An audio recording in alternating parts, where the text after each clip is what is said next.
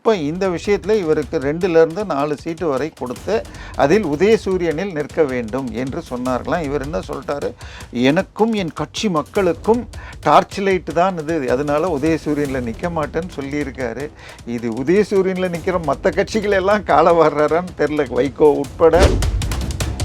திமுக கட்சி எம்பி திமுக கட்சிக்காக வேலை செய்கிறார். இவருடைய வருட வருமானம் 10லேருந்து 15 கோடி சராசரி என காட்டியுள்ளார். மற்ற நேற்று நம்ம முந்தா நேற்று பார்த்தவங்களாம் லட்சத்தில் காட்டுறப்ப இவர் கோடியிலேயே காட்டியிருக்கார். ஆனால் 2021 அவர் வேட்புமனு தாக்கல் செஞ்சப்போ 15 கோடி என்று காட்டியவர் 24 தாக்கல் செய்யும்போது 70 கோடி ஆயிருக்கு. அதனால முழுக்க இவர் சரணடைஞ்சிட்டார். நீங்கள் இன்னொன்று சொன்னீங்க, தேமுதிகவிற்கு 10 சீட்டுன்னீங்க. இவர் எம்பி எலெக்ஷனில் எவ்வளவு ஓட்டு ஒரு கூட்டணி வாங்குகிறதோ அதை விட 7% ஓட்டுகள் எம்எல்ஏ எலெக்ஷனில் குறையும். 2019 வாங்கினதை விட 7% ஓட்டுக்களை திமுக இழந்துள்ளது 2021. இப்போ 2024 அதுலேயும் குறைஞ்சிருக்கு, 43.2 மாதிரி. இப்போ அதுலேருந்து 7% கொஞ்சம் 36% கிட்ட வந்துருக்கு. திமுகவை பற்றி சொல்லணும்னா அதே படத்தில் ஒரு பாட்டு வந்திருக்கு. என்ன பாட்டு தெரியுமா? கட்ட வண்டி கடையாணி கள்ளண்ட வண்டி. ஸோ அந்த கட்ட வண்டி எல்லாமே உளுத்து போய் அதை ஓடாதுன்னு சொல்லி தேமுதிகவை இழுத்திருக்கிறார். இந்த பக்கம் ஓபிஎஸ் இழுத்திருக்கிறார். கமலஹாசனை 2024 இழுத்தாச்சு. 2024 பாராளுமன்ற தேர்தலின் போதே இவருக்கு ராஜ்யசபா சீட் கொடுக்கப்படும். அதில் பிரச்சாரம் செய்வதற்கு 100. ஸோ இந்த வீடுகள் கிட்டத்தட்ட 800 வீடுகள் அந்த ஏரியாவில் இருக்கிறவை ஏன் இடிக்கவில்லை, அதற்குரிய நடவடிக்கை மே மாதத்திற்குள் எடுக்க வேண்டும் இருக்கு. நான் உங்களுக்கு அந்த பேப்பர் கட்டிங் அடிக்கிறேன். ஹிந்து பத்திரிகை ஹெட்டிங்கே கமலஹாசன், விஜய் மற்றும் உதயநிதி வீடுகளுக்கு ஆபத்து அப்படின்னு போட்டிருக்கு. ஸோ இப்போ அந்த வீட்டுடைய மதிப்பு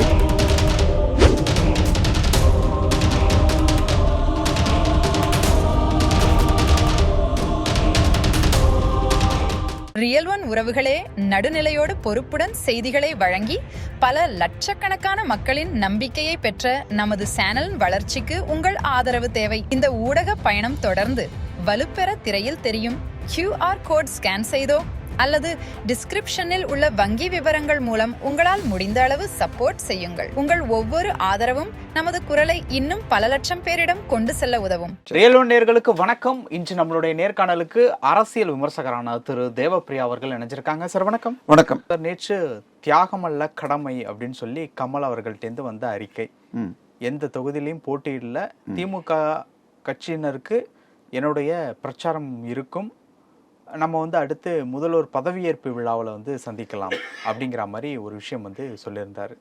இந்த பக்கம் திருமாவுக்கு 8, தேமுதிகவிற்கு 10. கிட்டத்தட்ட 9 ஆண்டுகளாக திமுக கூட்டணியில் திருமாவர்கள் பயணிச்சுட்டு இருக்காங்க. அவருக்கு 8 தொகுதிகள், புதுசாக வந்த தேமுதிகவுக்கு 10 தொகுதிகளா அப்படின்னு சொல்லிட்டு ஒரு கேள்வி போயிட்டுருக்கு.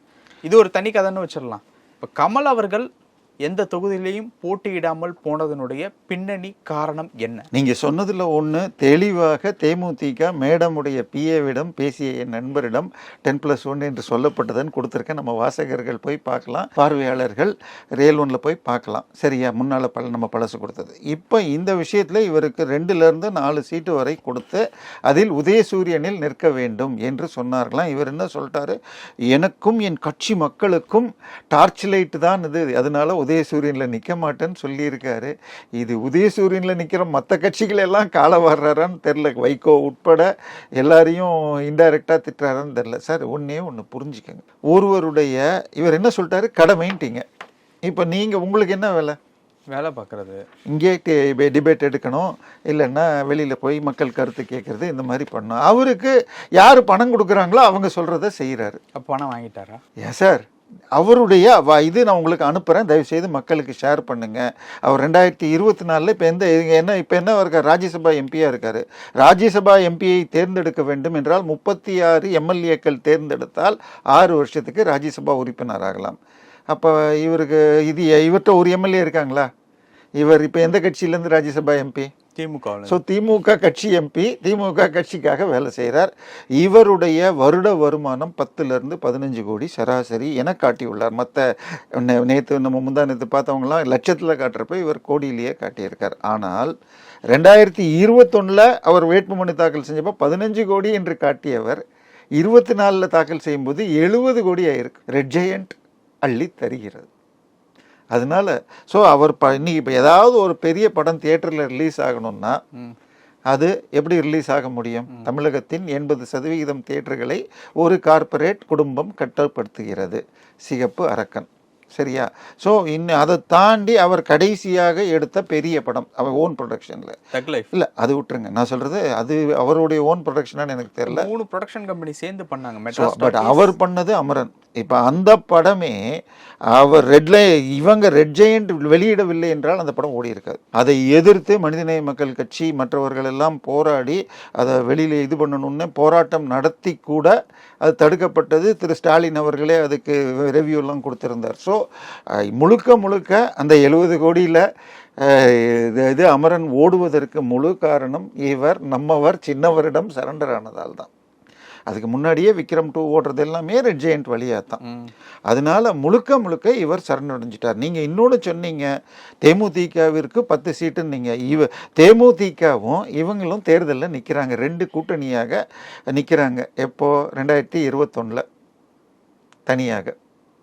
அந்த தேர்தலில் இவங்க வாங்கினது கிட்டத்தட்ட 2.39%. இவர் இவருக்கு 200 கோடி ரூபாயை எடுத்துக்கொண்டு சோனியா காந்தியின் உதவியாளரான அகமது பட்டேல் கொடுத்ததை கொண்டு வந்து கொடுத்தார். இவரோடு கூட்டணியில் யார் இருந்தாங்கன்னா மேலும் 2 கட்சிகள். ஒரு கட்சி சரத்குமார் ராதிகா உள்ள அவங்க கட்சி, இன்னொரு கட்சி திமுகவில் உதயசூரியன் எம்பியாக சிம்பலில் வெற்றி பெற்று எம்பியாக இருந்த பெரம்பலூர் எம்பியாக இருந்த பாரிவேந்தர். அப்போ அவரை எதிர்த்து திமுக கம்ப்ளைண்ட் கொடுத்துருந்தா அவருடைய பதவியே போயிருக்கும். அப்போ அவங்க தான் அனுப்பிச்சி வச்சு பண்ணியிருக்காங்க. எப்படி மக்கள் நல கூட்டணி என 2016 ஜெயலலிதா அவர்கள் 1500 கோடி கொடுத்து எல்லாரையும் தனியாக நிற்க வச்சாங்களா, பாட்டாளி மக்கள் தனியாக இவங்க தனியாக, அந்த மாதிரி இந்த கூட்டணி அமைக்கப்பட்டது. ஸோ இவங்க கிட்டத்தட்ட 2% வாங்கினாங்க. இதில் மயிலாப்பூரில் ஸ்ரீபிரியா நின்றார்கள், கோயம்புத்தூர் தெற்கில் கமல்ஹாசன் நின்றார், எங்களுடைய சேப்பாக்கம் திருவல்லிக்கேணி தொகுதியில் நாசருடைய மனைவி நின்றார். இவங்கெல்லாம் மாத்திரம் வாங்கின ஓட்டு தான் மேஜராக இருக்கும். அதாவது கிட்டத்தட்ட 12 லட்சம் ஓட்டு. இவர் கட்சி மட்டும் நின்னது 183 தொகுதி. அப்போ சராசரியாக 9000 ஓட்டு. ஆனால் அதில் இந்த 3 தொகுதி எடுத்துக்கிட்டீங்கன்னு வச்சுக்கிட்டாலே கிட்டத்தட்ட 50,000 வந்துடும். ஸோ இதுதான் இவர் வாங்கினது. ஆனால் அதே தேர்தலில் தேமுதிக வாங்கின ஓட்டு எவ்வளோன்னா 0.44. ஐ மீன் இவர் டிடிவி தினகரன் மற்றும் இவர் எஸ்டிபிஐ 3 கூட்டணி சேர்ந்து அவர் 120 தொகுதியிலையோ என்னமோ நின்று வாங்கின ஓட்டு 0.44%. 0.44%க்கு தனியாக 10 சீட்டு ப்ளஸ் நோட்டு, ஐ மீன் ஸ்வீட் பாக்ஸுன்னு போச்சுன்னா, இங்கே இவருக்கு அந்த தேர்தலில் நான் சொல்கிறது 2021 தேர்தலில் இவருக்கு 200 ஸ்வீட் பாக்ஸ் டெல்லியிலிருந்தும் இங்கிருந்தும் தனியாக கொடுக்கப்பட்டு தனி ஓட்டை பிரிக்கணும்னு பண்ணுது. ஏன்னா எப்பயுமே எம்பி எலெக்ஷனில் எவ்வளவு ஓட்டு ஒரு கூட்டணி வாங்குகிறதோ அதை விட 7% ஓட்டுகள் எம்எல்ஏ எலெக்ஷனில் குறையும். 2019 வாங்கினதை விட 7% ஓட்டுக்களை திமுக இழந்துள்ளது 2021.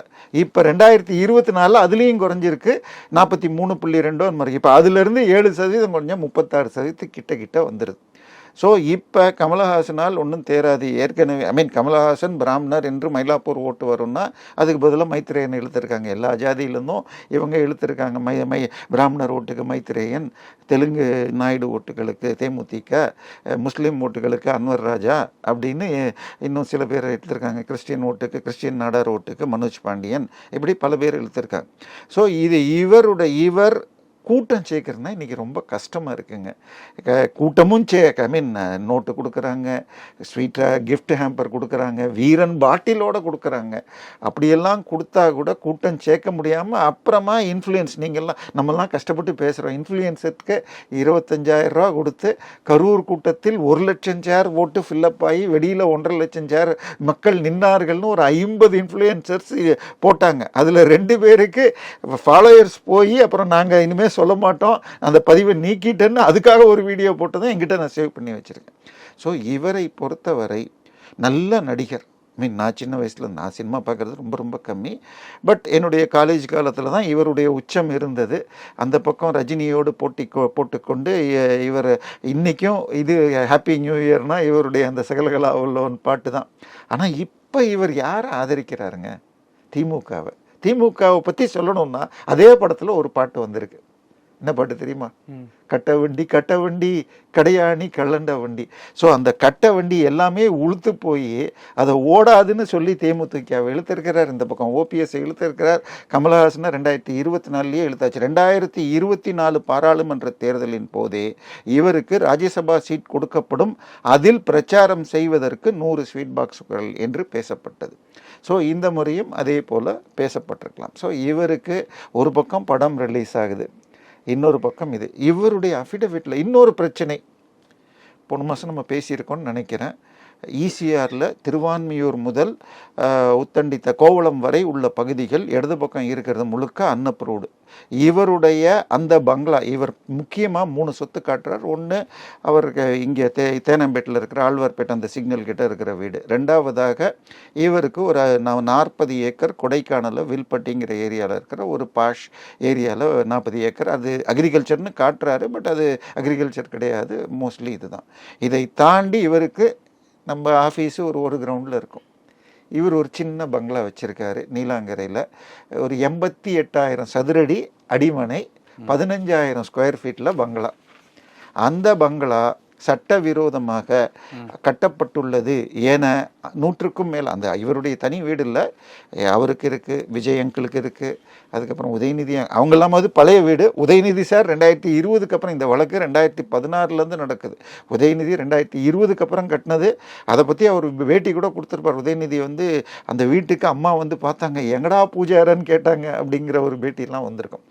ஸோ இந்த வீடுகள் கிட்டத்தட்ட 800 வீடுகள் அந்த ஏரியாவில் இருக்கிறவை ஏன் இடிக்கவில்லை, அதற்குரிய நடவடிக்கை மே மாதத்திற்குள் எடுக்க வேண்டும் இருக்கு. நான் உங்களுக்கு அந்த பேப்பர் கட்டிங் அடிக்கிறேன்.